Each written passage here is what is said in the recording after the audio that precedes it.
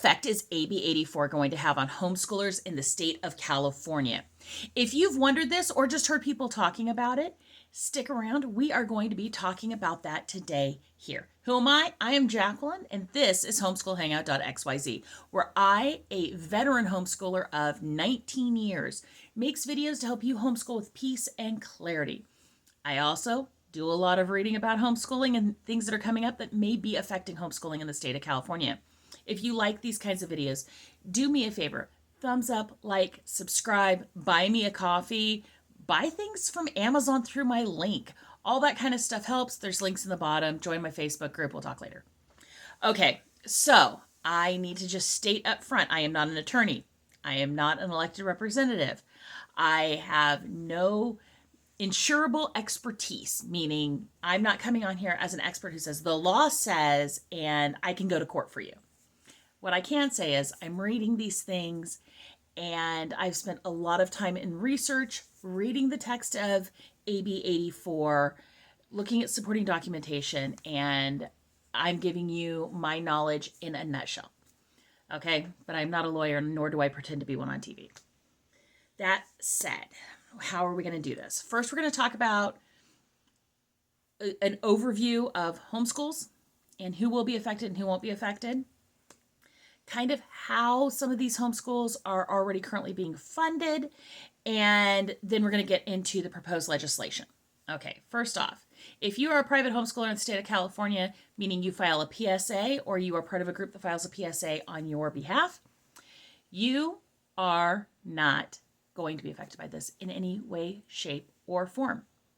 Period. This is purely for public schools. This isn't for private schools. This isn't someplace that you send your kids like a Catholic school. This is purely for public schools. Okay? So charter schools are schools that exist in the public school district, but outside of what we consider the traditional public schools. Now, that said, they can be traditional, meaning you go to class every day, you go during the year, you have a regular teacher, you do all that stuff. That can exist as a charter school, but there's always something that makes it different. There's a charter that has a stated objective, a reasoning, things like that. And it can be run by somebody other than the school district. That's the big issue. I believe here in California, they cannot be for-profit companies. They can only be nonprofit, possibly not-for-profit, but I'm not sure on that. I did not research that aspect for this video. Okay, so they have some current limitations on them. Now I'll say, this AB 84 is aimed at what is considered a non-classroom based charter school. It addresses all charter schools, but this is really what we're talking about. So if your kid goes to, if you're in Fresno, someplace like University High, and they go to school every day, they do that every day, they're not really going to see any effect. If your student is in a virtual school, like a K-12, or even here, we have virtual schools through our school district, you are not really going to be seeing an effect. So if your kid sits down and is online with their teacher every day and has a certain amount of time they have to sit there with their teacher, they're not going to be really affected. This is not really what it's aiming at. This is dealing with non-classroom based charter schools. Okay, that said. So what are some of the current limitations before AB 84? Well, to start with, you have to apply to be a charter, and the school districts can refuse to allow you to be a charter in their district. That has kind of always existed. There's some stuff that I've read about teachers' unions and the fact they get a voice in it if it negatively impacts the district, things like that. Okay, your teachers already have to be credentialed. So if you're currently in a charter school, you are assigned a teacher. And if you're in a non-classroom based one, you're currently assigned a teacher and you check in with them every so often. I do know different schools in different areas, different amounts of time and cycles that they check in with their teacher. You have to be non-sectarian. Now, what does non-sectarian mean? It sounds like a big, scary kind of word. It really just means you cannot be religious. You cannot come in and have a stated Christian worldview. Though that may be your worldview, you cannot come in and teach religion. You cannot teach religious-based subjects. Why do I say that? I like apologia for science. That's one of the things we used when my kids were younger. Apologia is very much a Christian curriculum. Now, that said, I do believe I've heard rumblings of them providing some curriculums that would be acceptable, but it has to be without any religious viewpoints. Okay. New non-classroom charter schools are already on a moratorium until I've gotten on my notes 2026, which means this was passed like at the beginning of COVID. You cannot start any new non-classroom based charter schools right now. You just can't. That is not something that is being added to by AB 84. A little piece of information I did find that I thought was very interesting about existing charter schools is I've heard, and let me just tell you, if you try to find out exactly how much everyone gets per student, it's really hard to find. But I cannot verify for this. I did not get it from an empirical source, but the charter schools get somewhere between $18,000 and $24,000 per student per year. Why is this important? Oh, and that rate was guaranteed until the 25-26 school year. Why is that important? Because the parents that are freaking out about AB 84 are worried about their supplemental funds that pay for the extras. The class, I mean, some of it is paying for textbooks, but some of it's paying for lessons or classes or things like that. And I've heard rates ranging between $3,000 and $6,000, maybe up to $8,000 a student a year. So they are not getting all of that $18,000 to $24,000. Why is that important? I'm just saying there's some wiggle room in there that doesn't have to affect parents' spending abilities. Okay, so AB 84. Oh, and I'm sorry, one more thing. I'm going to be a little rattly on this. Sorry. One more thing. A classroom-based charter school, and this is from the Legislature Assembly Office and an audit they were doing back in March of 2024. They were talking about the fact that non-classroom based charter schools must have 3 criteria to receive full funding. In order to be eligible to receive full funding for its non-classroom based attendance, a non-classroom based charter school must spend 40% of its annual revenue on certified staff compensation, and I'm going to remind you that does not say teacher's credential. 2, spend 80% of annual revenue on instruction and related activities. 3, maintain a student-teacher ratio of 25-1 in most cases.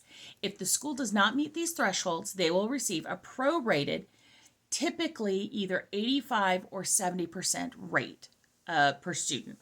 This is going to be important when we talk about funding cuts later and some national stuff that I've seen.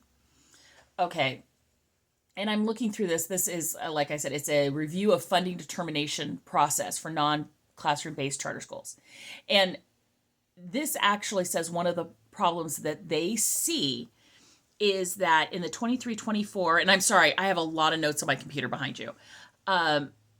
204 non-classroom based charter schools reported they offered no virtual instructions and are primarily a classroom or are primarily classroom based. These schools represent half of the statewide attendance at non-classroom based charter schools.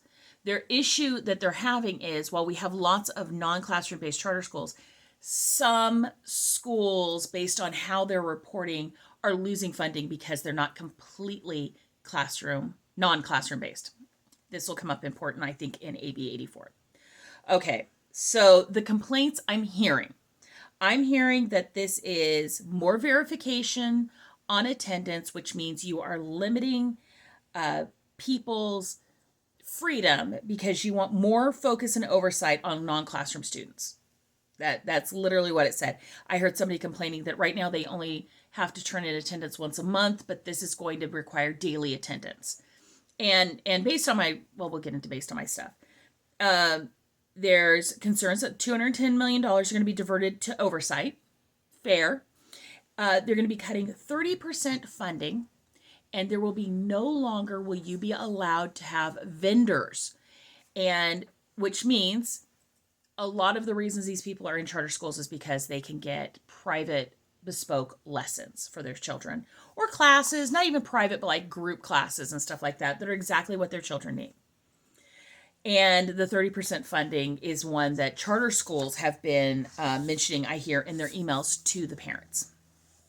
Okay, so what are the facts? I did a lot of research. I'm going to be honest, this is a very long bill, as well, all of them really are. And I found something that I understand alarmed people about the lack of vendors. And here it is. And it's the bill would prohibit local education agencies from allocating or advertising the availability of funds or credits to be spent at the discretion of the pupil's parent, guardian, or educational rights holder for educational enrichment activities that are A, not provided by a credentialed employee of the local education agency for the pupil, and B, are paid for by the local education agency. This specific thing, I think, is what is setting off a lot of alarm bells about you're no longer going to be allowing vendors who come in as contractors. Now, I'm going to just remind people of a couple things. One, a lot of language in all these bills no longer say teachers. Like literally, you're seeing them cross out the word teacher and put certified, credentialed employees or certificated, I believe is the term they're using, employees. And one of those things I'm just going to remind you is in traditional public schools, they are finding that in some of these school districts, there are more non-teachers than there are teachers in the schools, between all the administration staff, all of that stuff. So there is a theory that that's one of the reasons they're changing how they're doing it. So here it does say credentialed employee, and I understand the alarm bells. So I went scrolling through. And one of the things they want to do is change the education code. And in section 47613.3, they want to change it to say, a charter school shall comply with all of the following. For purposes of providing direct services to pupils, so this is what we're talking about, vendors who provide classes, lessons, stuff to the pupils. A charter school shall not expend public funds for a contract with a contractor unless that contractor complies with both of the following requirements. Now, I will say these requirements are already expected, but they weren't in the education code. And it's A, the materials, programs, and organizations providing services are non-sectarian. B, the funds that would be used to pay for direct services to pupils are not to pay tuition or fees at a private school. Okay, why is this important and why am I focusing on this? One, this tells me they use the term contractor and direct to pupil. So to me, this says you are still going to have access to your vendors. Okay, what they are taking away is some of the public parent facing applications, I'm going to say. That's how I take it. And some of that is, for some of you who are new charter school people, what I'm assuming that is when charter schooling started, these funds were used to pay for Disneyland trips. These funds were used to pay for hotels and stuff, from what I've heard. What I've heard from people who loved the system. For their field trips. They were used to pay for all of these expenses, and in many ways, families were taking vacations on it. Now, no shade. Our family vacations when the kids were younger were definitely considered field trips to us, but we paid for them because we're private homeschoolers. But to me, that previous part is taking away the stuff that the parents go and buy and want reimbursement for. And they can't advertise that that's what they do. That's what I'm taking it as. I will be honest, I put in multiple calls to the assemblyman's office who authored this, and I did not get calls back. So I wanted further clarification and did not get it. But based on this, one of the things that is maybe considered changing here is we already had materials and programs had to be non-sectarian, but also the organizations. Now, what do I mean by this? Well, I was part of a performing arts nonprofit that has Christ in the center of it. It is a religious nonprofit, which is a legal filing status of a 501c3. I don't know if it's all 501c. I think it's a part of that. If they provided non-sectarian programs, they previously could apply to be a vendor. Now, they didn't. I will be honest, that was something they felt pretty strongly about, not accepting charter money. At the time, things change. I haven't heard of a change from them, but I have from other groups. Now it sounds like those groups who put their religion in the center, who file as religious nonprofits, will not be vendors anymore. I kind of don't have a problem with that because while my faith is the center of my life, I don't necessarily want the state to be paying for everyone's everything, no matter who you are, okay? The other part that I found very interesting, and I went and found an article about this, is the funds that would be used to pay for direct services to pupils are not used to pay for tuition or fees at private schools. Why is that important? Well, I saw an article saying down in San Diego, because I'm up in Fresno in Central California, and we don't have this happening as far as I know here. But down in Southern California, apparently there are full private school facilities that take your charter money as payment for your tuition. Yeah, like, 4-day a week, come put your kid in school. And I'm not talking about a one-day co-op. I'm talking about a private school.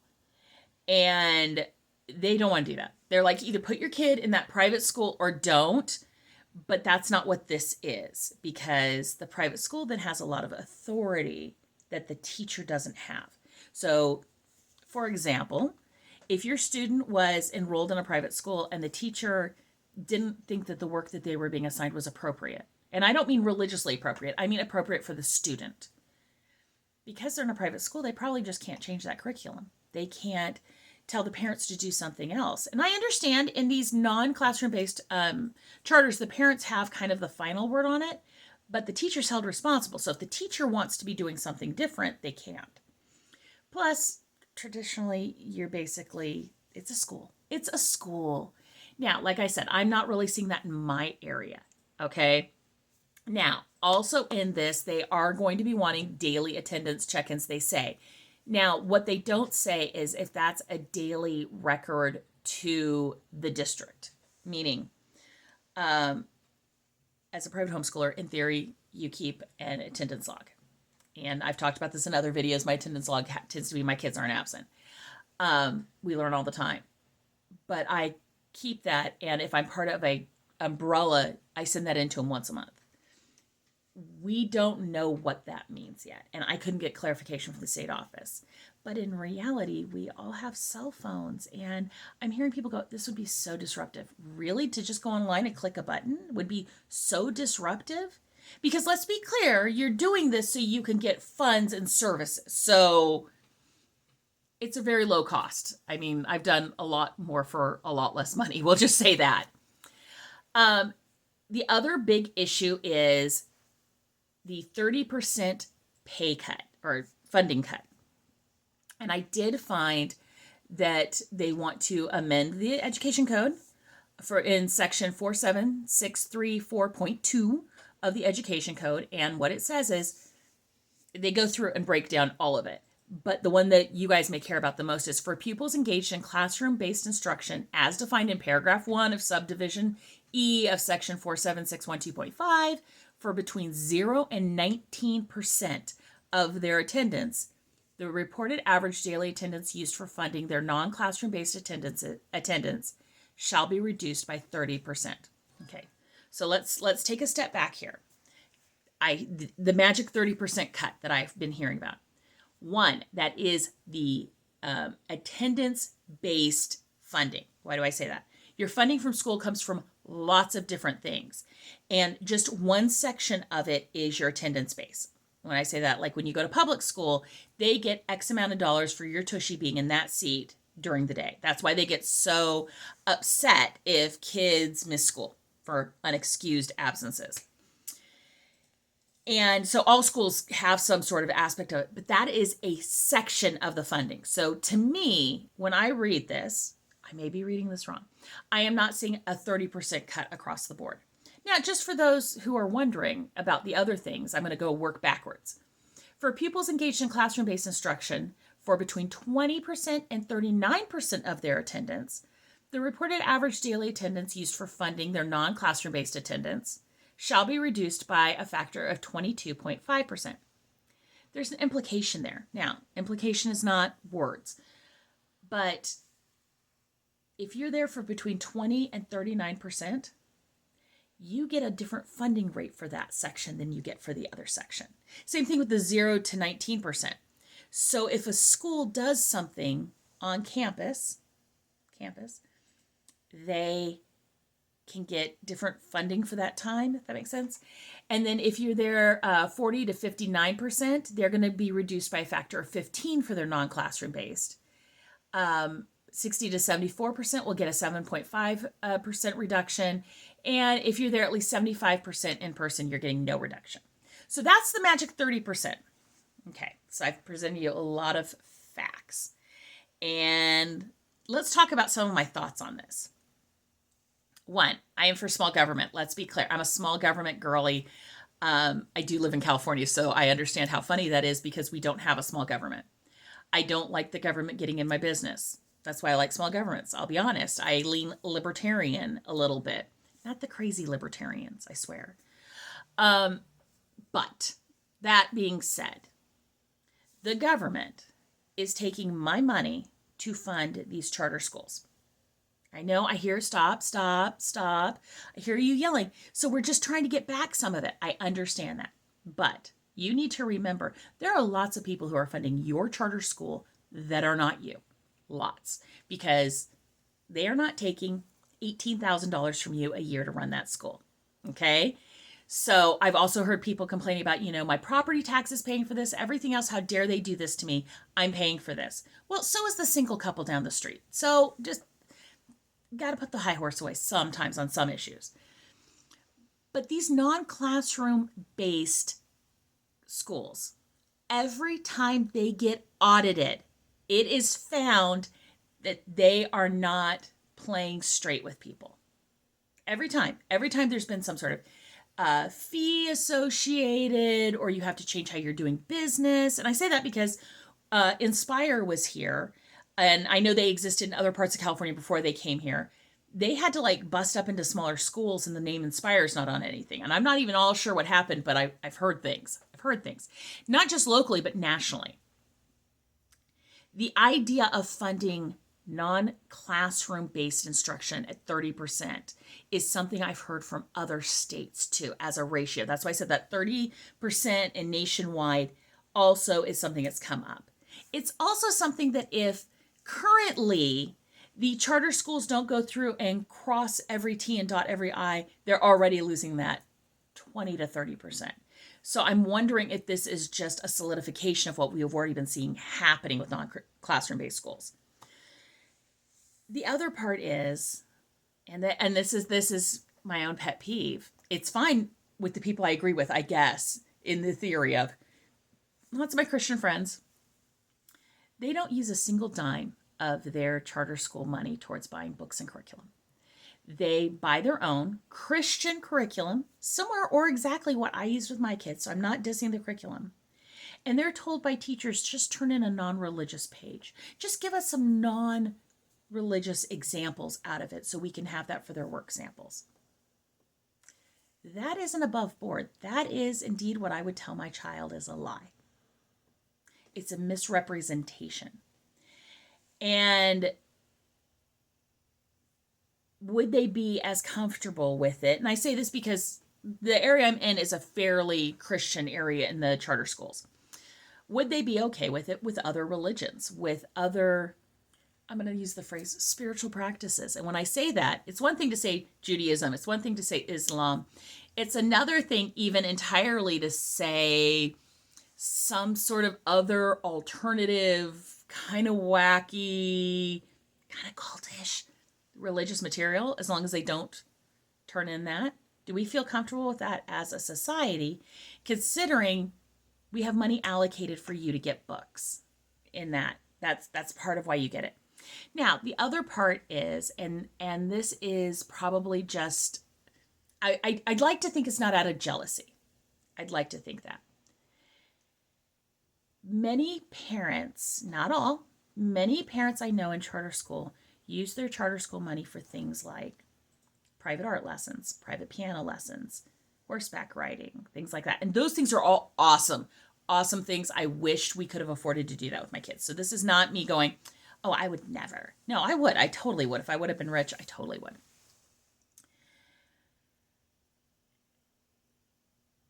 It bothers me, though, because what I'm hearing is they're taking our freedom. They're depriving our children.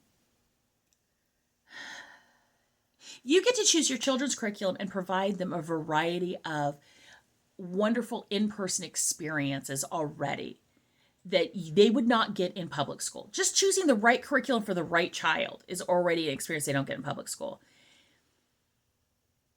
Be careful with that. It's a freedom you have right now, and it looks like, honestly, a freedom you're going to continue, but it comes off a little entitled. I'm going to say that. But yeah, so this money isn't necessarily being used for books. This money is being used for putting people in classes where we're going to say this one class that we're teaching isn't religious based, but everything else we do is religious based. So, they'll get it. Articles I was reading saying some of these private schools or day set classes, they're getting charter money by saying this program is non-sectarian, but when you go to their website, they're saying how their Christian worldview affects every single thing they do, which, I mean, Christian teachers in public school, your Christian worldview does affect everything, but it's different when you're saying it as a school that you're doing it and then the public funds are using. It's just something that every time there's an audit, we see a violation somehow. The other thing is, I saw something saying that, let me go back and see if I can find it. The current system has been that they're only reviewing it every couple of years. They're only reviewing attendance. They're only really auditing these schools every few years. And that's something they're going to change, because we wouldn't tolerate it for Fresno Unified. We wouldn't tolerate that for Clovis Unified. We would want those things audited frequently. Now, I understand $210 million is the number I've heard bantied about, that if you add up everything in this, that this is going to cost. I never like spending money. I don't like spending money myself. So I understand the ick there. And whether or not charter schools are the ones who have to pay for it, I haven't gotten clarification from the state office. But yeah, could this change what your charter school looks like? Yes, it could totally change it. But it may only be changing it to line up with what the current law is. But now that someone's looking closer, it makes you change it. Could this change how vendors are done? And could you lose your vendors? Yeah, possibly, but not completely. You're going to have non-sectarian organizations that are doing these classes. And yeah, it's going to be interesting what it is, but I don't think that you're losing all your funding. I don't think that you're losing your vendors. I think that that is someone who caught it earlier and was looking specifically for funding cuts, but didn't look for vendors, didn't look for contractors, didn't look for, one of the things I hear is that every class your kids take now has to be taught by a credentialed teacher. I didn't see that. But I also did see, though, that charter schools are allowed to issue emergency credentials. So I'm just going to put that there, too. That'll be interesting. Just like a regular school district can. But yeah, those are my thoughts. Once again, I'm going to say, if you are a private homeschooler in the state of California, meaning you file a PSA or have someone who files it for you, you're fine. No one cares. No one's going to touch you. No one's doing nothing. You are all good. Just breathe deep. If you are a charter family and you don't like this additional holding to responsibility, I'm sorry. But this is kind of dancing with the guy who brought you. This is part of taking state money. You are a public school. Think about how cool you would be with everything if your public school down the street didn't get audited, didn't have things looked at, could use non-state approved curriculum, could stick their kids in whatever random teacher came by who wanted to teach a class. You might not be so cool with it. And I think that's really, in essence, what they're doing here. Now, I get it. Some of the people behind this bill do not like charter schools in the least. So, this is not destroying the charter school system. Okay, I have rambled on for long enough. If you have stuck with me on all of this, do me a favor, leave a quirky comment. Tell me what the weather is like where you're at this week. We're supposed to be getting hot here, and I'm not looking forward to it. So, and tell me where you're from. Tell me like what area of the state you're from, or if you're not from the state and just curious. And I will talk to you guys later. Bye.